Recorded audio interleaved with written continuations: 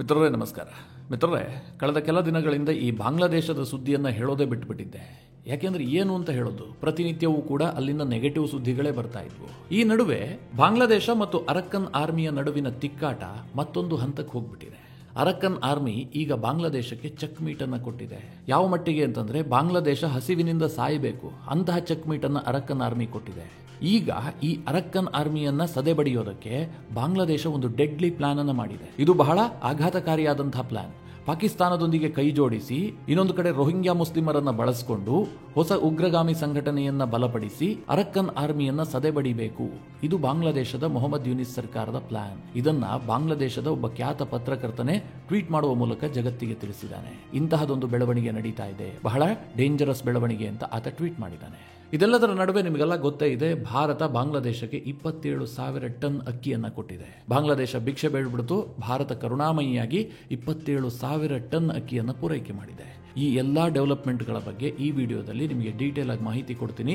ನೀವು ಈ ವಿಡಿಯೋನ ಕೊನೆವರೆಗೂ ಮಿಸ್ ಮಾಡದೆ ನೋಡಿ. ಮಿತ್ರರೇ, ಮೊಹಮ್ಮದ್ ಯೂನಿಸ್ ಬಾಂಗ್ಲಾದಲ್ಲಿ ಅಧಿಕಾರಕ್ಕೆ ಬಂದಿರುವಂತಹ ಒಬ್ಬ ಅಜ್ಜ. ಯಾಕೆ ಅಧಿಕಾರಕ್ಕೆ ಬಂದ ಅಂತ ನಿಮಗೇನು ಬಿಡಿಸಿ ಹೇಳಬೇಕಾಗಿಲ್ಲ. ಶೇಖ್ ಹಸೀನಾ ಸರ್ಕಾರ ಕೊನೆಗೊಳ್ಳುತ್ತಿದ್ದಂತೆ ಮೊಹಮ್ಮದ್ ಯೂನಿಸ್ ಅಲ್ಲಿ ಮಧ್ಯಂತರ ಸರ್ಕಾರವನ್ನು ರಚನೆ ಮಾಡಿಕೊಂಡಿದ್ದಾನೆ. ಆದ್ರೆ ಮಿತ್ರರೇ, ಶೇಖ್ ಹಸೀನಾ ಬಾಂಗ್ಲಾದಲ್ಲಿರುವಂತಹ ಪ್ರಜಾಪ್ರಭುತ್ವವನ್ನು ಕೊನೆಗೊಳಿಸಿ ಸರ್ವಾಧಿಕಾರಿಯಾಗಿಬಿಟ್ಟಿದ್ದಾರೆ ಅಂತ ಹೇಳಿ ಪ್ರತಿಭಟನೆ ಮಾಡಿದ್ದು. ಒಬ್ಬ ಪ್ರಜಾತಂತ್ರ ವ್ಯವಸ್ಥೆಯನ್ನ ಎತ್ತಿ ಹಿಡಿಯುವಂತಹ ನಾಯಕನಿಗೆ ನಾವು ಅಧಿಕಾರ ಕೊಡಬೇಕು ಅಂತ ಮೊಹಮ್ಮದ್ ಯೂನಿಸ್ಗೆ ಮಧ್ಯಂತರ ಸರ್ಕಾರ ರಚನೆ ಮಾಡೋದಕ್ಕೆ ಅವಕಾಶ ಕೊಟ್ಟಿದ್ದು. ಆದ್ರೆ ಇವತ್ತು ಏನಾಗಿದೆ ಅಂತಂದ್ರೆ, ಈ ಮೊಹಮ್ಮದ್ ಯೂನಿಸ್ ಇದಾನಲ್ಲ, ಇಡೀ ಜಗತ್ನಲ್ಲಿ ಯಾರೂ ಅಂತಹ ಸರ್ವಾಧಿಕಾರಿ ಇಲ್ಲ. ಅಂತಹ ಕೆಟ್ಟ ಸರ್ವಾಧಿಕಾರಿಯಾಗಿ ಬಾಂಗ್ಲಾದಲ್ಲಿ ಅಧಿಕಾರ ನಡೆಸ್ತಾ ಇದ್ದಾನೆ. ಆತನಿಗೆ ಯಾವುದೇ ಲಂಗು ಲಗಾಮ್ ಇಲ್ಲ. ಆತನಿಗೆ ಮನಸ್ಸಿಗೆ ಬಂದಂತಹ ಆಡಳಿತ ನಡೆಸ್ತಾ ಇದ್ದಾನೆ. ನಿಮಗೆಲ್ಲ ಗೊತ್ತೇ ಇದೆ ಭಾರತ ಮತ್ತು ಬಾಂಗ್ಲಾದೇಶದ ಸಂಬಂಧವನ್ನ ಯಾವ ಮಟ್ಟಿಗೆ ಆತ ಹಾಳು ಮಾಡಿದ್ದಾನೆ ಅಂತ. ಇದರ ನಡುವೆ ಈ ಮೊಹಮ್ಮದ್ ಯೂನಿಸ್ ಅಧಿಕಾರಕ್ಕೆ ಬಂದ ದಿನದಿಂದಲೂ ಕೂಡ ಆತನಿಗೆ ಸಿಂಹ ಸ್ವಪ್ನವಾಗಿ ಕಾಡ್ತಾ ಇರುವಂತಹದ್ದು ಮಯನ್ಮಾರ್ನಲ್ಲಿರುವಂತಹ ಅರಕ್ಕನ್ ಆರ್ಮಿ. ನೀವು ಈ ಬಗ್ಗೆ ಸಾಕಷ್ಟು ಕೇಳಿರ್ತೀರಿ. ಈ ಅರಕ್ಕನ್ ಆರ್ಮಿ ಏನು, ಯಾಕೋಸ್ಕರವಾಗಿ ಅವರು ಬಾಂಗ್ಲಾದೇಶದ ಮೇಲೆ ಸೇಡು ತೀರಿಸ್ಕೊಳ್ತಾ ಇದ್ದಾರೆ, ನಿಮಗೆಲ್ಲ ಸ್ವಲ್ಪ ಗೊತ್ತಿರಬಹುದು. ಚಿಕ್ಕದಾಗಿ ಹೇಳಬೇಕು ಅಂತಂದ್ರೆ, ಮಿತ್ರರೇ, ಮಯನ್ಮಾರ್ ದೇಶ ಇದೆಯಲ್ಲ, ಇವತ್ತು ನೋಡೋದಕ್ಕೆ ಮಾತ್ರ ಮಯನ್ಮಾರ್ ದೇಶವಾಗಿ ಕಾಣ್ತಾ ಇದೆ. ಆದ್ರೆ ಅಲ್ಲಿ ಒಂದು ಆಡಳಿತ ವ್ಯವಸ್ಥೆ ಇಲ್ಲ. ಮಯನ್ಮಾರ್ನಲ್ಲಿದ್ದಂತಹ ಪ್ರಜಾತಂತ್ರ ಸರ್ಕಾರವನ್ನು ಕೊನೆಗೊಳಿಸಿ ಮಿಲಿಟರಿ ಅಧಿಕಾರವನ್ನು ಕೈಗೆತ್ತಿಕೊಂಡಿತ್ತು. ಆದರೆ ಆ ಮಯನ್ಮಾರ್ನ ಮಿಲಿಟರಿಗೆ ಇಡೀ ಮಯನ್ಮಾರ್ ದೇಶವನ್ನು ಆಳೋದಕ್ಕೆ ಸಾಧ್ಯ ಆಗಿಲ್ಲ. ಯಾಕೆ ಕೇಳಿದ್ರೆ, ಮಯನ್ಮಾರ್ನಲ್ಲಿ 10ಕ್ಕೂ ಹೆಚ್ಚು ಉಗ್ರ ಸಂಘಟನೆಗಳು ಹುಟ್ಟುಕೊಂಡ್ವು. ಅವರೆಲ್ಲರೂ ಕೂಡ ಆ ಮಿಲಿಟರಿಯ ವಿರುದ್ಧವೇ ಹೋರಾಟ ಮಾಡೋದಕ್ಕೆ ಶುರು ಮಾಡಿದ್ವು. ಒಂದೊಂದು ರಾಜ್ಯದಲ್ಲಿ ಒಂದೊಂದು ಉಗ್ರ ಸಂಘಟನೆಗಳಿದ್ದಾವೆ. ಅವರು ತನ್ನದೇ ಆದಂತಹ ಪ್ಯಾರಲಲ್ ಗವರ್ಮೆಂಟ್ ಅನ್ನು ನಡೆಸ್ತಾ ಇದ್ದಾರೆ. ಕೆಲ ರಾಜ್ಯಗಳಲ್ಲಂತೂ ಮಿಲಿಟರಿ ಅಧಿಕಾರವೇ ಇಲ್ಲ, ಮಿಲಿಟರಿ ಒಳಗೆ ಪ್ರವೇಶವೇ ಇಲ್ಲ. ಅಷ್ಟರ ಮಟ್ಟಿಗೆ ಅಲ್ಲಿನ ಉಗ್ರ ಗುಂಪುಗಳು ಕಂಟ್ರೋಲ್ ಅನ್ನು ತೆಗೆದುಕೊಂಡಿದ್ದಾವೆ. ಹೀಗೆ ಮಯನ್ಮಾರ್ ಮತ್ತು ಬಾಂಗ್ಲಾದ ಗಡಿಯಲ್ಲಿ ರಾಖೈನ್ ಅನ್ನುವಂತಹ ಒಂದು ರಾಜ್ಯ ಇದೆ. ಈ ರಾಖೈನ್ ರಾಜ್ಯದಲ್ಲಿ ಆಡಳಿತ ನಡೆಸ್ತಾ ಇರುವಂತಹದ್ದು ಅರಕ್ಕನ್ ಆರ್ಮಿ. ಇದೊಂದು ಅತ್ಯಂತ ಶಸ್ತ್ರಸಜ್ಜಿತವಾದಂತಹ ಮಿಲಿಟೆಂಟ್ ಗ್ರೂಪ್, ಒಂದು ಉಗ್ರ ಗುಂಪದು. ಅವರು ಇಡೀ ರಾಖೈನ್ ರಾಜ್ಯವನ್ನ ಕಂಟ್ರೋಲ್ಗೆ ತೆಗೆದುಕೊಂಡಿದ್ದಾರೆ. ಈ ರಾಖೈನ್ ರಾಜ್ಯ ಬಾಂಗ್ಲಾದೇಶದೊಂದಿಗೆ 271 ಕಿಲೋಮೀಟರ್ ಗಡಿ ಹಂಚಿಕೊಂಡಿದೆ.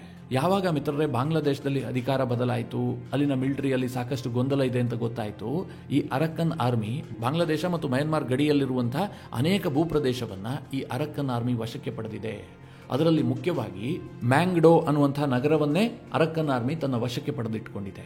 ಇದು ಬಾಂಗ್ಲಾದೇಶದ ಮೊಹಮ್ಮದ್ ಯೂನಿಸ್ ಸರ್ಕಾರಕ್ಕೆ ಬಹಳ ಒತ್ತಡವನ್ನು ಕ್ರಿಯೇಟ್ ಮಾಡಿದೆ. ಯಾಕೆ ಗೊತ್ತಾ, ಈ ಅರಕ್ಕನ್ ಆರ್ಮಿ ಕೇವಲ ಬಾಂಗ್ಲಾದೇಶದ ಸ್ವಲ್ಪ ಭೂಪ್ರದೇಶವನ್ನು ವಶಕ್ಕೆ ಪಡೆದು ಮಾತ್ರ ಕುಳಿತಿಲ್ಲ, ಬದಲಾಗಿ ಬಾಂಗ್ಲಾ ಮತ್ತು ಮಯನ್ಮಾರ್ ಗಡಿ ಏನಿದೆ ಅದನ್ನೇ ಬಂದ್ ಮಾಡಿ ಕುಳಿತಿದೆ.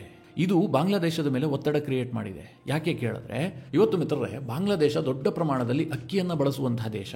ಅವರು ಆಹಾರಕ್ಕೆ ಅಕ್ಕಿಯನ್ನೇ ಹೆಚ್ಚು ಬಳಸ್ತಾರೆ. ಬಾಂಗ್ಲಾದೇಶದಲ್ಲಿ ಹೆಚ್ಚಿನ ಪ್ರಮಾಣದಲ್ಲಿ ಅಕ್ಕಿಯನ್ನು ಬೆಳೆಯೋದಿಲ್ಲ. ಅಂದ್ರೆ ಅವರಿಗೆ ಸಾಕಾಗುವಷ್ಟು ಅಕ್ಕಿಯನ್ನು ಅವರು ಬೆಳೆದುಕೊಳ್ಳೋದಿಲ್ಲ. ಅವರು ಅಕ್ಕಿಗಾಗಿ ಅವಲಂಬಿಸಿರುವಂತಹದ್ದು Bharat, Myanmar, Thailand, Vietnam, China, ಈ ದೇಶಗಳನ್ನ. ಭಾರತದಿಂದ ಬಾಂಗ್ಲಾದೇಶಕ್ಕೆ ಅತಿ ಹೆಚ್ಚಿನ ಪ್ರಮಾಣದಲ್ಲಿ ಅಕ್ಕಿ ಎಕ್ಸ್ಪೋರ್ಟ್ ಆಗುತ್ತೆ. ಎಷ್ಟು ಕೇಳಿದ್ರೆ, ವಾರ್ಷಿಕವಾಗಿ $257 ಮಿಲಿಯನ್ ಮೊತ್ತದ ಅಕ್ಕಿಯನ್ನ ಭಾರತದಿಂದ ಬಾಂಗ್ಲಾದೇಶ ತರಿಸಿಕೊಳ್ಳುತ್ತೆ.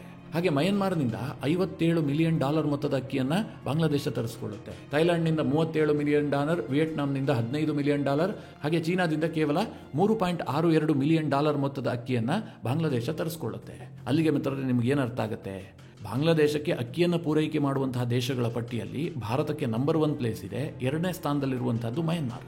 ಮಯನ್ಮಾರ್ ಕೂಡ ಹೇರಳವಾಗಿ ಅಕ್ಕಿಯನ್ನು ಬಾಂಗ್ಲಾದೇಶಕ್ಕೆ ರಫ್ತು ಮಾಡ್ತಾ ಇತ್ತು. ಆದರೆ ಈ ಅರಕ್ಕನ್ ಆರ್ಮಿ ಏನ್ ಮಾಡಿದೆ ಅಂತಂದ್ರೆ ಬಾಂಗ್ಲಾದೇಶಕ್ಕೆ ಪೂರೈಕೆ ಮಾಡುವಂತಹ ಎಲ್ಲ ಮಾರ್ಗವನ್ನ ಬಂದ್ ಮಾಡಿದೆ. ಕೇವಲ ಭೂಮಾರ್ಗ ಮಾತ್ರ ಅಲ್ಲ, ಸಮುದ್ರ ಮಾರ್ಗದಲ್ಲೂ ಕೂಡ ತಡೆ ಒಡ್ಡುತ್ತಾ ಇದೆ. ಹೀಗಾಗಿ ಬಾಂಗ್ಲಾದೇಶಕ್ಕೆ ಅಕ್ಕಿ ಪೂರೈಕೆ ಆಗ್ತಾ ಇಲ್ಲ. ಮಯನ್ಮಾರ್ನಿಂದ ಅಕ್ಕಿಯನ್ನು ಪೂರೈಕೆ ಮಾಡುವಂತದ್ದು ಬಹಳ ಕಷ್ಟ ಆಗ್ತಾ ಇದೆ. ಇದು ಬಾಂಗ್ಲಾದೇಶದಲ್ಲಿ ದೊಡ್ಡ ಮಟ್ಟದ ಫುಡ್ ಕ್ರೈಸಿಸ್ಗೆ ಕಾರಣ ಆಗ್ತಾ ಇದೆ. ನಿಮಗೆಲ್ಲ ಗೊತ್ತಿರಬಹುದು, ಬಾಂಗ್ಲಾದಲ್ಲಿ ಇತ್ತೀಚೆಗೆ ಒಂದು ದೊಡ್ಡ ಪ್ರವಾಹ ಬಂದಿತ್ತು. ಈ ಪ್ರವಾಹದಿಂದಾಗಿ ಬಾಂಗ್ಲಾದೇಶದಲ್ಲಿ ಭತ್ತದ ಬೆಳೆಗೆ ನೇರವಾಗಿ ಹಾನಿಯಾಗಿದೆ. ಒಂದು ಅಂದಾಜಿನ ಪ್ರಕಾರ ಬಾಂಗ್ಲಾದಲ್ಲಿ 1.1 ಮಿಲಿಯನ್ ಟನ್ ಅಷ್ಟು ಭತ್ತದ ಬೆಳೆ ನಾಶ ಆಗಿದೆ. ಇದು ಬಾಂಗ್ಲಾದಲ್ಲಿ ಅತಿದೊಡ್ಡ ಫುಡ್ ಕ್ರೈಸಿಸ್ಗೆ ಕಾರಣ ಆಗಬಹುದು ಅಂತ ಅಂದಾಜು ಮಾಡಲಾಗಿದೆ. ಯಾವಾಗ ಈ ಪ್ರವಾಹ ಆಗುತ್ತೋ ಬಾಂಗ್ಲಾದಲ್ಲಿ ಅಕ್ಕಿಯ ಬೆಲೆ 20% ರೈಸ್ ಆಗಿದೆ. ಇದಕ್ಕೆ ಅನೇಕ ಕಾರಣ ಇದೆ. ಮೊದಲನೆಯದಾಗಿ ಭಾರತ ಮತ್ತು ಬಾಂಗ್ಲಾದ ನಡುವೆ ಸಂಬಂಧ ಹಳಸೋಗ್ತಾ ಇದೆ. ಬಾಂಗ್ಲಾದಲ್ಲಿ ಇದು ಒಂದು ಆತಂಕಕ್ಕೂ ಕೂಡ ಕಾರಣ ಆಗಿದೆ. ಯಾಕೆಂದ್ರೆ ಬಾಂಗ್ಲಾ ಮತ್ತು ಭಾರತದ ನಡುವೆ ಅಕ್ಕಿ ವ್ಯಾಪಾರ ಜಾಸ್ತಿ ಇದೆಯಲ್ಲ. ಭಾರತ ಏನಾದರೂ ಅಕ್ಕಿಯನ್ನು ಪೂರೈಕೆ ಮಾಡದೇ ಇದ್ರೆ ಬಾಂಗ್ಲಾಗೆ ಅಕ್ಕಿಯ ಸಮಸ್ಯೆ ಎದುರಾಗುತ್ತೆ. ಹೆಚ್ಚುವರಿ ಅಕ್ಕಿಯನ್ನು ಮಯನ್ಮಾರ್ನಿಂದಲೂ ತರಿಸ್ಕೊಳ್ಳೋದಕ್ಕಾಗೋದಿಲ್ಲ. ವಿಯೆಟ್ನಾಂ, ಚೀನಾದಿಂದ ತಕ್ಷಣವಾಗಿ ತರಿಸ್ಕೊಳ್ಳೋದಕ್ಕೆ ಸಾಧ್ಯ ಆಗೋದಿಲ್ಲ. ಟ್ರಾನ್ಸ್ಪೋರ್ಟೇಷನ್ ಚಾರ್ಜ್ ಜಾಸ್ತಿ ಆಗುತ್ತೆ. ಇದು ಅಕ್ಕಿಯ ಬೆಲೆ ಏರಿಕೆಗೂ ಕೂಡ ಕಾರಣ ಆಗಬಹುದು. ಹೀಗಾಗಿ ಬಾಂಗ್ಲಾದಲ್ಲಿ ಫುಡ್ ಕ್ರೈಸಿಸ್ನ ಆತಂಕ ಶುರುವಾಗಿದೆ. ಹೀಗಾಗಿ ಇತ್ತೀಚೆಗೆ ಭಾರತಕ್ಕೆ ಬಾಂಗ್ಲಾದೇಶ ಡಿಮ್ಯಾಂಡ್ ಮಾಡಿತ್ತು, ಅಕ್ಕಿಯನ್ನು ಪೂರೈಕೆ ಮಾಡುವಂತಹ ಒಪ್ಪಂದ ಇದೆಯಲ್ಲ ಆ ಪ್ರಕಾರವಾಗಿ ನಮಗೆ ಅಕ್ಕಿಯನ್ನು ಕೊಡಿ ಅಂತ. ಭಾರತ ಬಾಂಗ್ಲಾದೇಶಕ್ಕೆ 27,000 ಟನ್ ಅಕ್ಕಿಯನ್ನು ಪೂರೈಕೆ ಮಾಡಿದೆ. ಮಿತ್ರರೇ, ವಾರ್ಷಿಕವಾಗಿ 2 ಲಕ್ಷ ಟನ್ ಅಕ್ಕಿಯನ್ನು ಭಾರತ ಪೂರೈಕೆ ಮಾಡೋದಾಗಿ ಈ ಹಿಂದೆಯೇ ಒಪ್ಪಂದ ಮಾಡಿಕೊಂಡಿತ್ತು. ಆ ಒಪ್ಪಂದದ ಪ್ರಕಾರವಾಗಿ ಭಾರತ ಬಾಂಗ್ಲಾದೇಶಕ್ಕೆ ಈಗ ಅಕ್ಕಿಯನ್ನು ಕಳುಹಿಸಿರುವಂತದ್ದು. ನನ್ನ ವೈಯಕ್ತಿಕ ಅಭಿಪ್ರಾಯ ಏನು ಕೇಳಿದ್ರೆ, ಈ ಸಂದರ್ಭದಲ್ಲಿ ಭಾರತ ಕಳಿಸಬಾರದಿತ್ತು. ಹಿಂದೇನೋ ಒಪ್ಪಂದ ಆಗಿರಲಿ, ಈಗ ನಾವು ಅದನ್ನು ರದ್ದು ಮಾಡಬೇಕಾಗಿತ್ತು. ಆದರೆ ಭಾರತಕ್ಕೆ ಇದೇನು ದೊಡ್ಡ ಮ್ಯಾಟರ್ ಅಂತ ಅನಿಸಿಲ್ಲ. ಹೀಗಾಗಿ ಅಕ್ಕಿಯನ್ನು ಪೂರೈಕೆ ಮಾಡಿದೆ. ಆದರೆ ಈಗ ಅರಕ್ಕನ್ ಆರ್ಮಿ ಏನು ಮಯನ್ಮಾರ್ನಿಂದ ಬಾಂಗ್ಲಾಗೆ ಇರುವಂತಹ ಸಂಪರ್ಕ ಮಾಧ್ಯಮವನ್ನು ಕಟ್ ಮಾಡಿದೆ, ಯಾವುದೇ ರಫ್ತಾಗದಂತೆ ನೋಡ್ಕೊಳ್ತಾ ಇದೆ. ಇದು ಬಾಂಗ್ಲಾದಲ್ಲಿ ಆಹಾರದ ಕೊರತೆ ಸೃಷ್ಟಿಸುವಂತಹ ಆತಂಕ ಸೃಷ್ಟಿಯಾಗಿದೆ. ಮಿತ್ರರೇ, ಇದು ಒಂದು ಭಾಗ. ಇನ್ನೊಂದು ಕಡೆಯಲ್ಲಿ ಈ ಅರಕ್ಕನ್ ಆರ್ಮಿಯನ್ನು ಸದೆಬಡಿಯೋದಕ್ಕೆ ಬಾಂಗ್ಲಾದೇಶ ಒಂದು ಡೆಡ್ಲಿ ಪ್ಲಾನ್ ಮಾಡ್ತಾ ಇದೆ. ಮಿತ್ರರೇ, ಈ ಪ್ಲಾನ್ ಎಷ್ಟು ಆತಂಕಕಾರಿಯಾಗಿದೆ ಅಂತಂದ್ರೆ ಮುಂದಿನ ದಿನಗಳಲ್ಲಿ ಇದು ಬಹುದೊಡ್ಡ ಅಪಾಯವನ್ನು ತಂದೊಡ್ಡುವಂತಹ ಸಾಧ್ಯತೆಗಳು ಕೂಡ ಇದೆ. ಅದೇನು ಕೇಳಿದ್ರೆ, ಈಗಾಗಲೇ ನಿಮಗೆ ಗೊತ್ತಿರುವ ಹಾಗೆ ಪಾಕಿಸ್ತಾನ ಮತ್ತು ಬಾಂಗ್ಲಾದೇಶದ ನಡುವಿನ ಸಂಬಂಧ ಸುಧಾರಣೆ ಆಗಿ ಹೋಗಿದೆ. ಮೊಹಮ್ಮದ್ ಯುನಿಸ್ ಭಾರತಕ್ಕಿನ್ನೂ ಬಂದಿಲ್ಲ, ಭಾರತದ ಪ್ರಧಾನಿಯನ್ನ ಭೇಟಿಯಾಗಿಲ್ಲ. ಭಾರತ ಸರ್ಕಾರದ ಜೊತೆಗೂ ಕೂಡ ಆತನ ಸಂಬಂಧ ಅಷ್ಟಕ್ಕಷ್ಟೇ ಇದೆ. ಆದರೆ ಇದೇ ಮೊಹಮ್ಮದ್ ಯುನಿಸ್ ಬಾಂಗ್ಲಾದೇಶದ ಪರಂಪರಾಗತ ಶತ್ರು ಆಗಿರುವಂತಹ ಪಾಕಿಸ್ತಾನದೊಂದಿಗೆ ಉತ್ತಮ ಸಂಬಂಧವನ್ನು ಬೆಳೆಸ್ತಾ ಇದ್ದಾನೆ. ಪಾಕಿಸ್ತಾನದ ಪ್ರಧಾನಿ ಶಹಬಾಜ್ ಶರೀಫ್ರನ್ನ 2 ಬಾರಿ ಭೇಟಿಯಾಗಿದ್ದಾನೆ.